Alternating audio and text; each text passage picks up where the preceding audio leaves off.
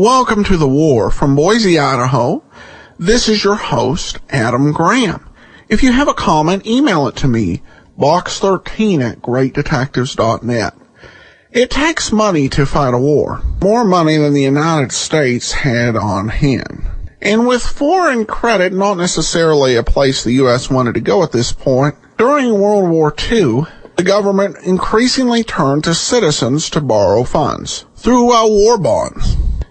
Indeed, in the 2011 movie Captain America, the war bond sales was a prominent part of the plot. And if you watch movies of the time or listen to radio, certainly you'll hear references to war bonds.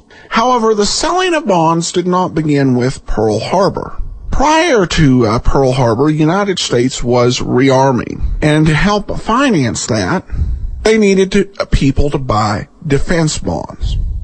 Defense bonds were what war bonds were called during times of peace. Eventually, the whole thing became renamed savings bonds. But I stumbled upon a couple of pre-Pearl Harbor appeals for defense bonds, and so we're going to bring them to you today. First up, we begin with a clip from Maxwell House Coffee Time, in which Daddy, played by Hanley Stafford, talks to Baby Snooks about defense stamps. So here now is Baby Snooks from November the 6th, 1941. Hello, Jean. Hello, Daddy. What's up? I'll be over in a little while. Yes? I'm giving Snooks her first lesson in thrift. In thrift? Yes. I'm taking her to the post office to buy some defense stamps. Oh. See you soon. Okay, Daddy. Goodbye. Now, what can possibly go wrong in a post office? All right, Snooks. Here's the post office. Have you got your money ready? Yes, Daddy. Where is it? I got it in my shoe. In your shoe? No wonder you've been hobbling along like a stilt walker. When? All the way over here. Your left foot's 4 inches higher than your right foot. Take off that left shoe. My money's in the other shoe, Daddy.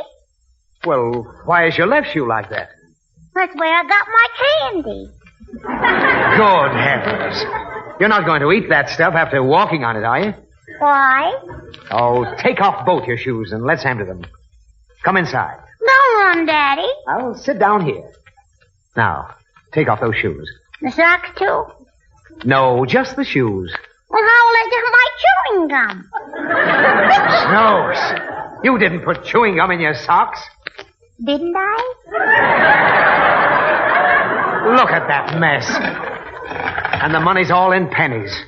Chewing gum, chocolates, and a piece of apple. Where's my lollipop? Oh, here it is. Whatever possessed you to conceal all this stuff in your shoes? I was afraid we'd be held up. Oh, what a ridiculous notion. Why should you be held up? Well, you was held up last night when you came back from the lodge. Now, who told you that?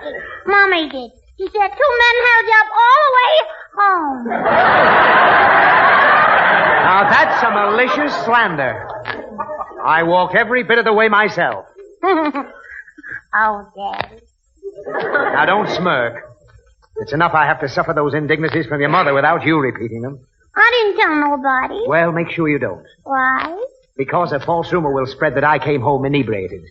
And you know I'm a man of regular habits. Is that one of your regular habits, Daddy? No! And I forbid you ever to mention the incident again. Why? Oh, don't be aggravating, Snooks.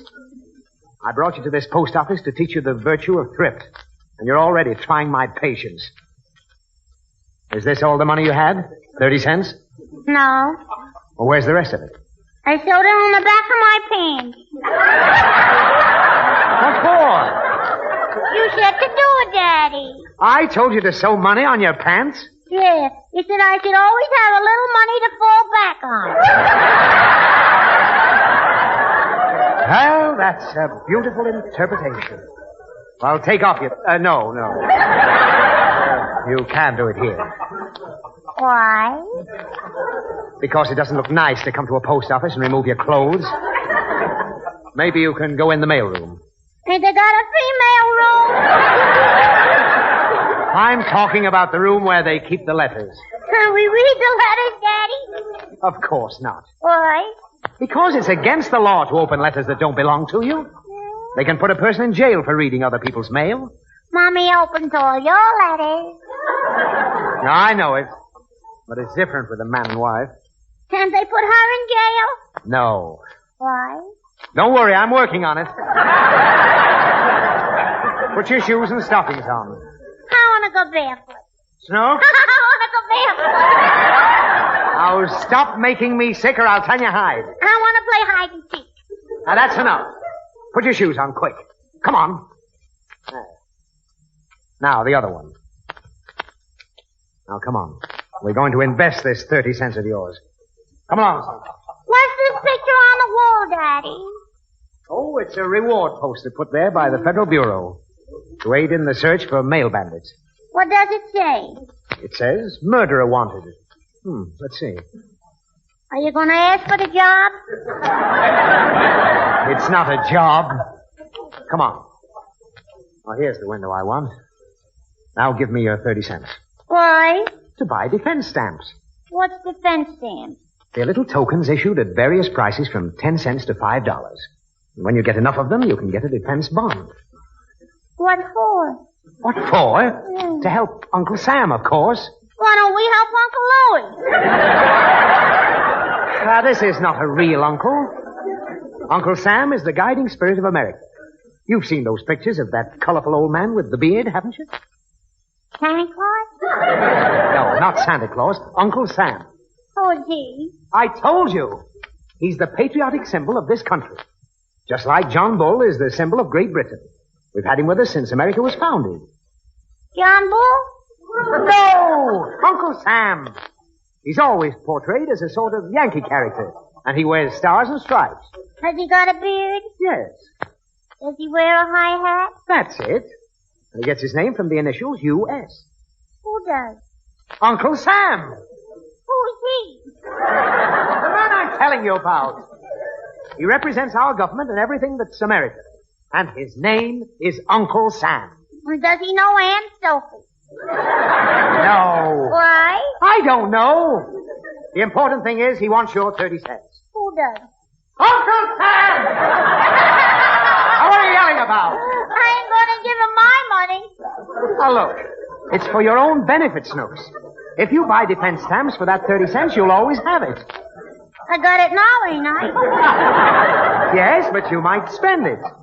If you buy stamps, Uncle Sam will get the money and return it to you. Will he spend it? Certainly. Oh, no, he won't. Why not? Because he ain't going to get it. Snooks, this is not only a saving proposition. Every real American should buy these defense stamps and bonds apart from the interest involved. What's interest, Daddy? Well, it's a premium paid for the use of the money, usually reckoned as a percentage. Like interest at 5% per annum of $5,000. That means you get back $250 at the end of a year. $250? That's right. How can they afford it for 30 cents? Oh, give me the money. Shh, keep quiet. Give me 3 10-cent defense stamps, please. Oh, thank you very much. Oh, stop crying, Snooks. Here are your stamps. I'm glad I stowed the other money in my pants. Now listen to me. You've just done a very noble thing. You're too young to understand now, but America today is facing a grave emergency. The president has called upon the financial aid of the entire nation. You want to help, don't you? Now? Listen, the few cents you've exchanged for those stamps will be put to work instantly. Defense workers are slaving night and day at different projects, helping to make an impregnable fortress of this country to keep our strength so that we may help others. Battleships will be built, airplanes will roll into production, tanks, guns, and even food for the army will be bought. Oh, with my 30 cents?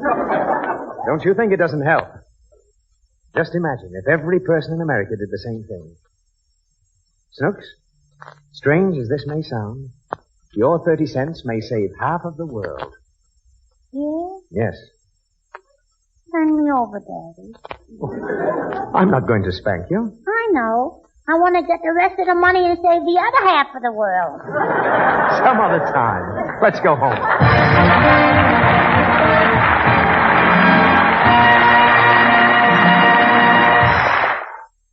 Welcome back. They did a great job here balancing the funny with getting their message across. If anything, it was maybe a little too funny, but I thought it worked rather well. All right, well, now we're going to turn to another program on perhaps a more serious level, but still with some fun in it. Here is an episode of the Treasury Hour from October the 21st, 1941. We only have the second half of the show, but as there's no dramatic plot or anything, that shouldn't be a problem. So let's go ahead and take a listen. We'd like now to listen to the Treasury Hour. The program is already in progress.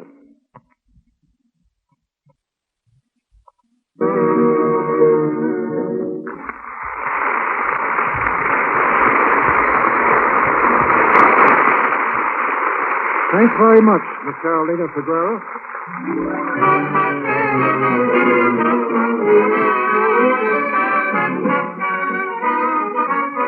This is the Treasury Hour, millions for defense.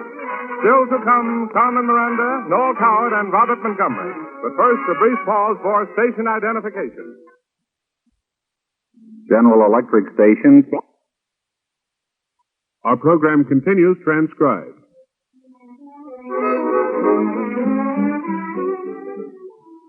This is the Treasury Hour, and here again is your master of ceremonies, Ricardo Cortez.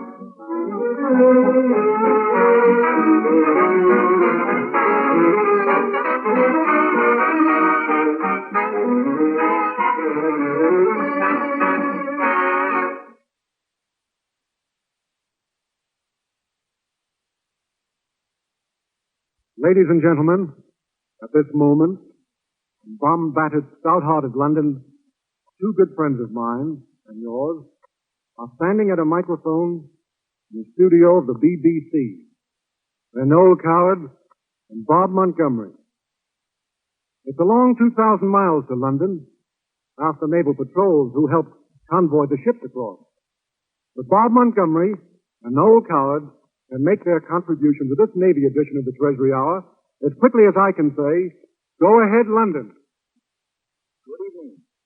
This is Robert Montgomery speaking to you from London.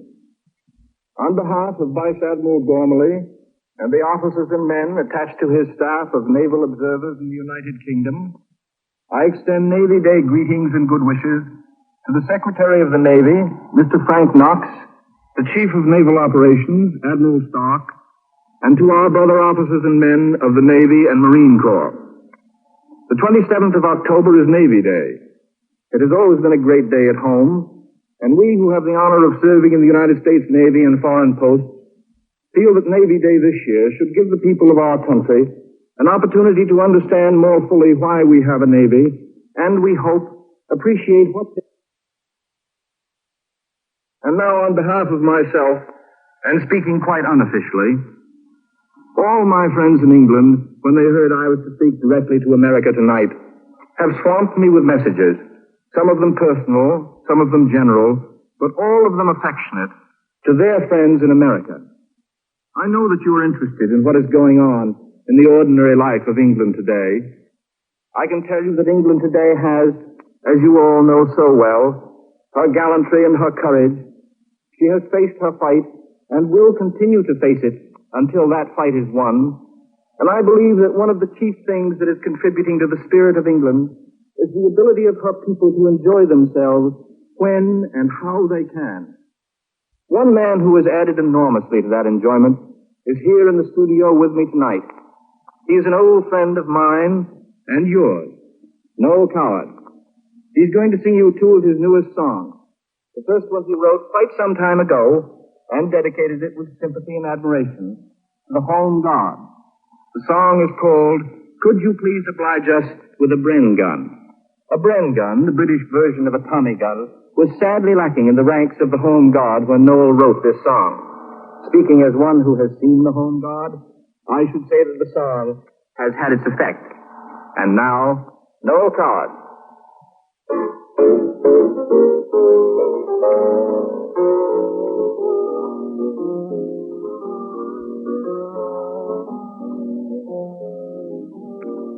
Colonel Montgomery, who was in Calcutta in '92, emerged from his retirement for the war.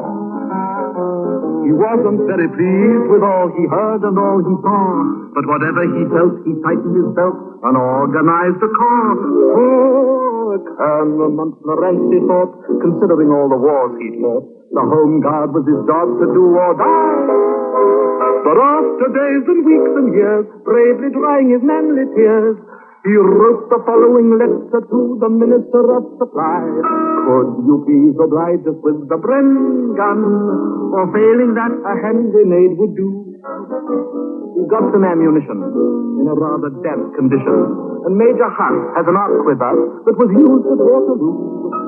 With the vicar's syrup punch, a pitchfork and a spade, it's rather hard to guard an aerodrome. So if you can't oblige us with the Bren gun, the Home Guard might as well go home. Could you please oblige us with a Bren gun?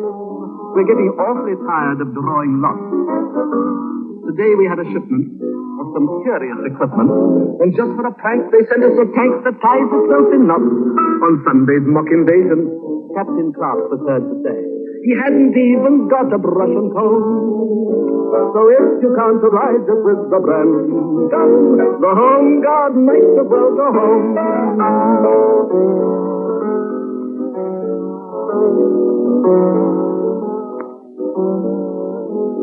Colonel Montmorency planned, in case the enemy tried to land, to drive them back with skill and armored force. He realized his army should be mechanized, of course, but somewhere inside experience cried, my kingdom for a horse. Oh, Colonel Montmorency tried, at infinite cost of time and pride, to tackle his superiors again. Having just one motorbike, 14 swords and a marlin spike, he wrote the following letter in the following urgent strain. Could you please oblige us with the Bren gun? We need it very badly, I'm afraid.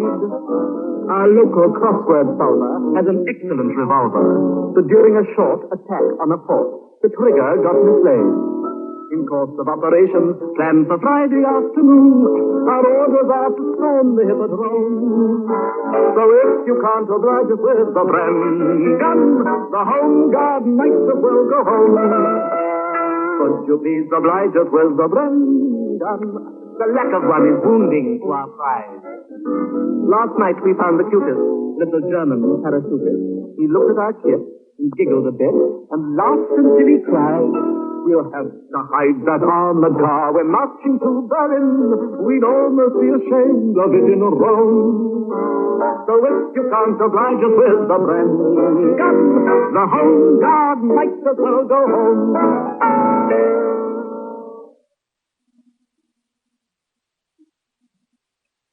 And now, I should like to sing you a song that I wrote immediately after the spring blisters in London.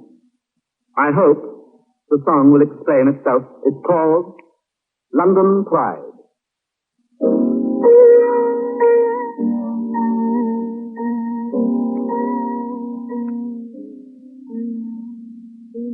London Pride has been handed down to us. London Pride is a flower that's free. London Pride means our own dear town to us, and our pride is forever will be. Oh, Liza, see the Costa barrels, the vegetable meadows, and the fruit I'll hide. Oh, Liza, little London sparrows, Covent Garden Market, where the Costas cry. Underneath each mark the beat of history, every street in the memory down. Nothing ever could quite replace the grace of London town. There's a little city flower every spring unveiling, growing in the crevices by some London railing. Though it has a Latin name, in town and countryside, we in England call it London Pride. London Pride has been handed down to us. London Pride is a flower that's free. London Pride means our own dear town to us, and our pride it forever will be. Hey, lady. when the day is dawning, see the policeman yawning on his lawn. Be gay, lady, later in the morning, hear your footsteps echo in the empty street. Early rain and the pavement glistening, all Park Lane in a shimmering dawn. Nothing ever could break the harm, the charm of London town. In our city darkened now, street and square and crescent, we can feel our living past in our shadowed present. Ghosts beside our starlit tenants, who lived and loved and died, keep throughout the ages London pride. London pride has been handed down to us. London pride is a power that's free. London pride means our own dear town to us, and our pride is forever will be. Grey city, stubbornly implanted, taken so for granted for 1,000 years. Grey city, smokily enchanted, cradle of our memories, our hopes and fears. Every blip your resistance happening, from the rip to the anchor bound. Nothing ever could override the pride of London town.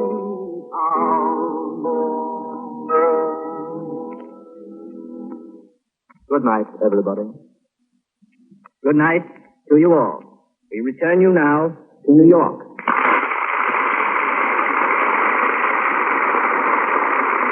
Thanks. Many thanks, Bob Montgomery and Noel Coward. It's good to hear from you both again.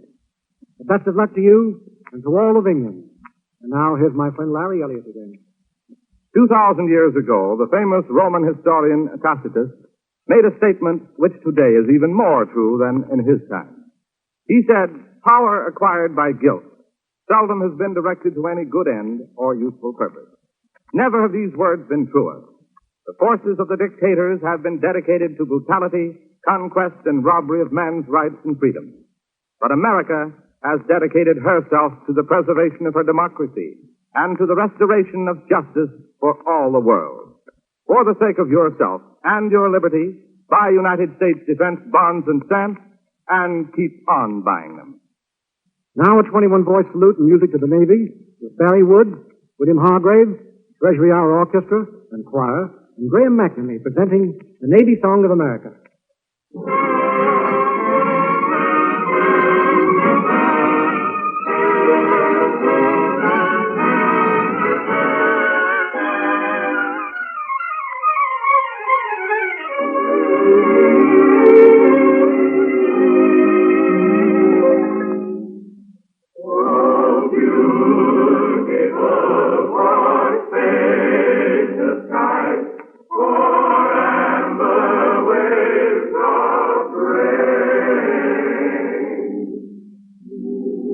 America is not a single melody, but a symphony whose dominating themes of freedom, equality, liberty are supported by 1,000 counterstrains. Some verses are soft and sweet, while others make us know with each brave note that courage, purpose, strength are ours. Songs like those which our nation's Navy sings. The Navy, never faltering from devotion to its duties. The men who man each man of war with a spirit of sheer gallantry.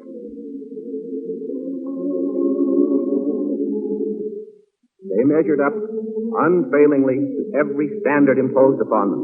And here tonight is our salute, in the language of their songs, to the high brotherhood of our Navy. So all hands on deck, cast off with the Navy Song of America.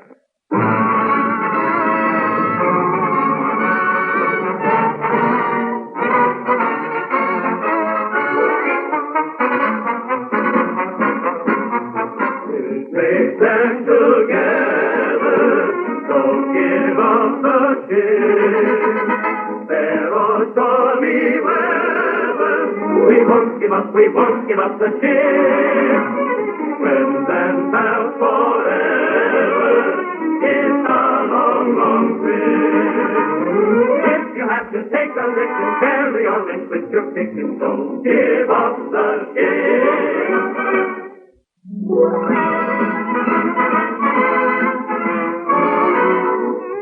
The romance of the sea has helped pull many an oar, has beckoned men to sail through life, made theirs a liquid earth.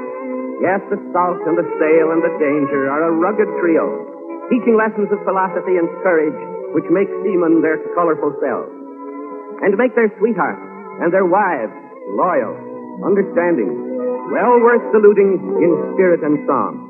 Of all the wives is there, you know, there's none like Nancy Lee, I know. See, there she stands and waves her hand upon the key, and every day when I'm away, she'll watch for me, and whistle below when tempers blow for Jack at sea. Yo-ho-la-go, yo. The sailor's wife, the sailor's star shall be. Oh, we go across the sea. The sailor's wife, the sailor's star shall be. The sailor's wife is star shall be.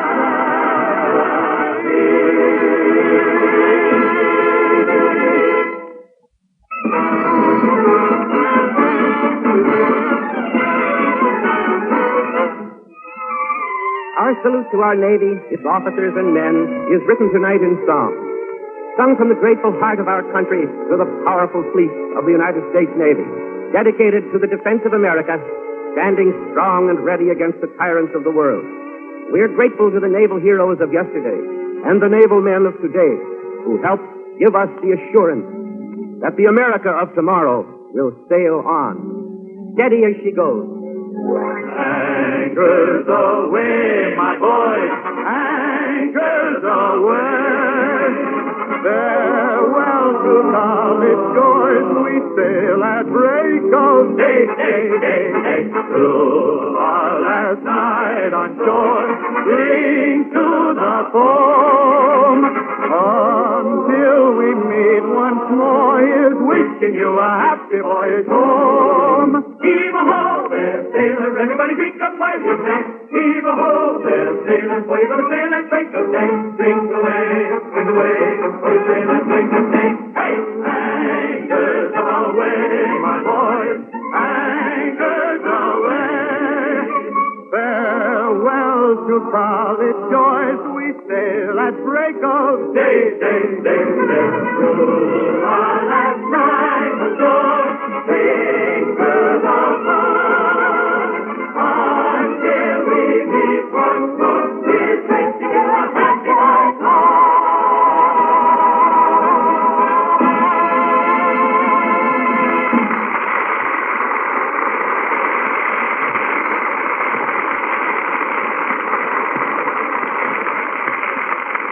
Boy, wasn't that medley something? Ah, boa noite, boa noite, boa noite. Estou tão contente por estar aqui hoje. Boa noite, boa noite, boa noite, boa noite. Why, it's Carmen Miranda.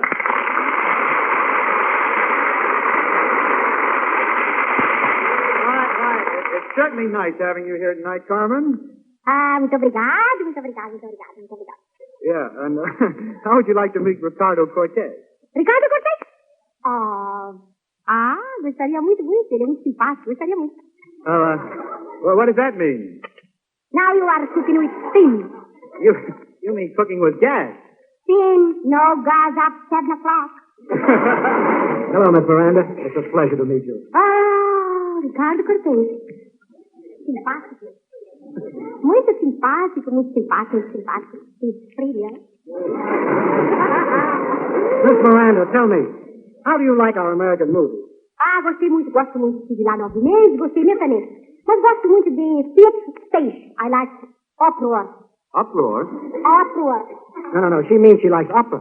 Romeo and Juliet, Samson and Delilah, Tristan and Isolde. No, Olson Johnson. I like opera. Yeah, that's right. I hear you're going into their new musical Sons of Fun, aren't you, Carmen? Yes. Oh, that's swell. Look, Ricardo, why don't you be a pal and ask her if she'll go out with me tonight? Oh, yeah? Well, I'll see what I can do. Miss Miranda, Uh-huh. this Woodfellow, he's a glamour boy, you know. Glamour and boy. Grandino, woman chaser, you know, Gaviro, big gigolo. Well, how do you say it, in Brazil? You mean, he's the wolf? Hey, Rick, you're really lots of help. Look, Miss Miranda, how would you like to go out with the best man singer in the world, huh? Fine, I like him. But the Bing Crosby is married. No. Miss Miranda, Barry Wood here is a singer, too. Go on, show her, Barry, show her. Okay, I'll show her. Any bonds today? Hey, he's a hep cat, isn't he? Yeah, he's a strictly in the grave.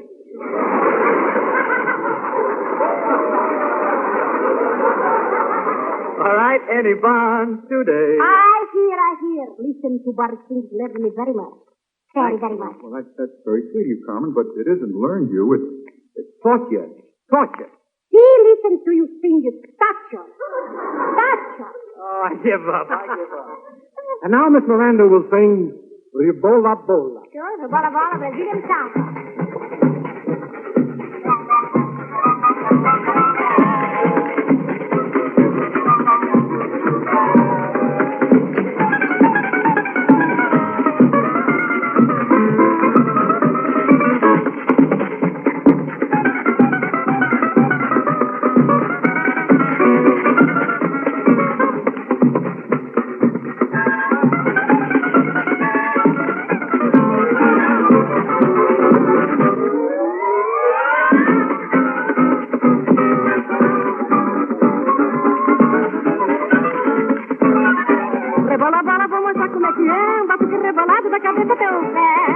Prende a bota no botão, rebola, bola morena que se toma o coração. Eu vi um papo em papa, nem papa dela, e outro papo papuçado de uma papa de fubá. E o papo ficou a papa amarela no papo do papo, papo que papo lá na mapá. Quando eu disse que a papa se papivava, meu papo pediu um desmaio, porque o papo era papão. E eu fiquei tapando papa no meu papo, tudo junto, papagaio, ele disse o papagão. Rebola, bola, eu vou mostrar como é que é, ai, um bata que rebolado da cabeça até o tapete. Rebola, bola, prende a bota no botão, rebola, bola morena que tirou meu coração. E eu não quis mais saber de ver o papo, que vi papo numa pipa, na papada sem papo. E é por isso que meus olhos levantaram quando vejo esse coisa, papai, eu papavó. Que se cubra o cabeça de uma capa, que se acerta na garupa do café da catata. Pra quem ninguém gosta de um papo, rebola, bola, eu vou mostrar como é que é, ai, um bata que rebolado da cabeça até o tapete. Rebola, bola, prende a bota no botão, rebola, bola morena que tirou meu coração. Eu vi um papo em papa, nem papa dela, e outro papo papuçado de uma papa de fubá. E papo ficou a papa amarela no papo do papo de papo lá na mapá. Quando disse o papo que papipava, meu papo teve um desmaio, porque papo era papão. E eu fiquei tocando papo no meu chapa, quando disse o papagaio, ele disse o papagão. E se tudo isso precisa de uma capa, que você tem na garupa do capeta capataz. Pra que ninguém possa ver o papo vivo, pro papo andar em paz. E eu não quis mais saber de ver o papo, que de papo numa pipa, na papa desse papo. E é por isso que meu olho logo papo, quando vejo esse botibo, papai, maior, por favor.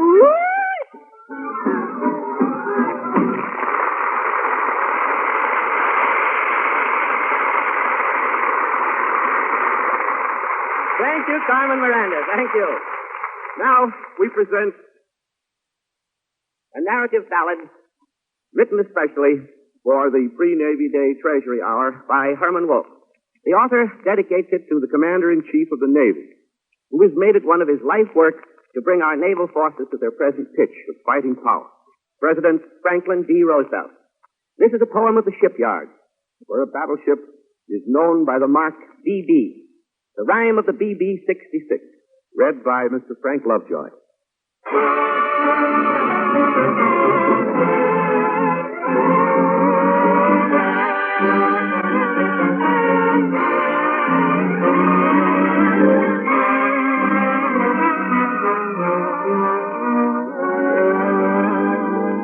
It is the BB-66 they launched today at 3.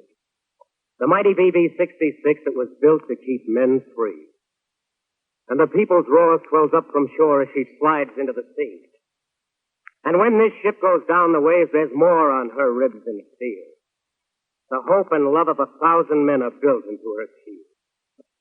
There's a nation's pride in her iron side, and liberty is at the wheel. High in a tower on New York Isle, there burned a lonely light. And ship designer William Lodge worked late into the night sketching the BB-66 in penciled black on white. Sprung from a long New England line of clear-eyed men of the sea, this William Lodge put heart and soul in the ship to keep men free. Lovingly balanced every ton, carefully placed each giant gun, his pencil dropped, his work was done. I think she'll go, he said. And when this ship goes down the ways, there's more on her ribs than steel. New England's love of the rights of man is shaped into her keel. There's tyrant hate in her armor plate, and fear of God at the wheel. The welding flame burned acrid blue too strong for human eyes. The welders wore weird iron masks like creatures in the sky. But they worked as human beings work for things that all men prize. The welding acrid blue too strong for human eyes. The welders wore weird iron masks like creatures in the sky. But they worked as human beings work for things that all men prize. The welding flame moved straight and true in the hands of Scott McBride. And Big Jake Lesnick, the pole, worked strongly by his side. And the growing BB-66 was all their joy and pride. And there was Otto Peterson, of Norway's stock was he. He thought of men betrayed in chains, far, far across the sea. And his jaw set tight as he worked by night on the ship to keep men free. Oh, when this ship goes down the ways, there's more on her ribs than steel. The brotherhood of kindly men is welded in her keel. There's the Christian dream in her metal gleams, and tolerance at the wheel. Then came the riggers, muscled men to swing the guns in place. The best was colored Dixie Joe with smiling gold-toothed face. 5 tons of bulkhead on a crane he could swing with cat-like grace. And as he worked, he sang a tune he learned when still a boy, of Lincoln setting black men free. And his body hummed with joy, and he tossed a cannon mount around like a fragile Christmas toy. Then came machinists, engineers, 100 more like these, and filled her pounding strength to drive her through the seas, to defend the sod where men serve God in any church they please. At last came Captain Paul DeVries to explore from stem to stern. And like the Dutch, he spoke not much on shore at his return, but the light of freedom in his eye more brightly seemed to burn. Oh, when this ship goes down the ways, there's more on her ribs than steel. The hope and love of 1,000 men are built into her keel.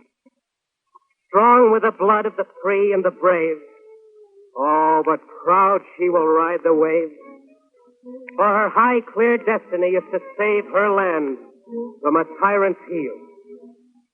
It is the BB-66 that they launched today at 3. And the people's roar wells up from shore as she slides into the sea. For the ship will ride on the first flood tide and sail to keep men free.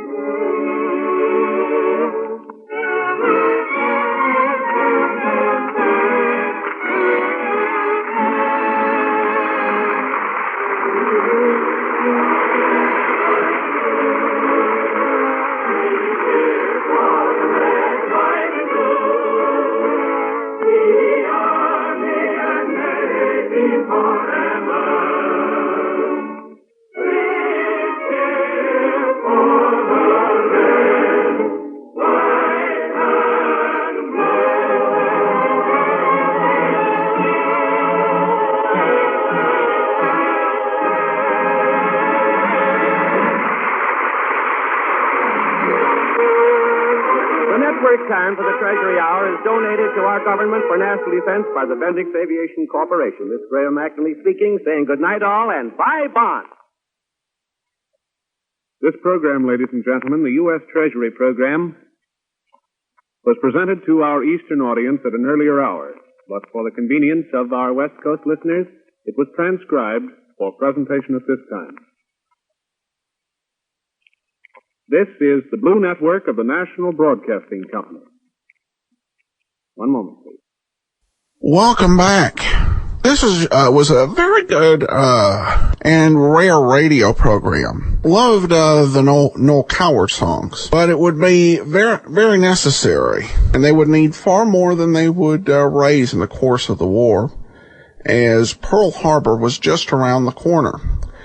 Well, that's all for today. We'll be back tomorrow with another episode of The War. If you would like to share your experience or that of a loved one during World War II, please email your stories to box13@greatdetectives.net. We'll consider all stories to be shared on the air. We also welcome your suggestion as to future programs. This program is dedicated to those who fought and died in World War II and is presented as a service of the Great Detectives of Old Time Radio, greatdetectives.net. The opening theme is The Heroic by Ken Curlin, KenCurlin.com.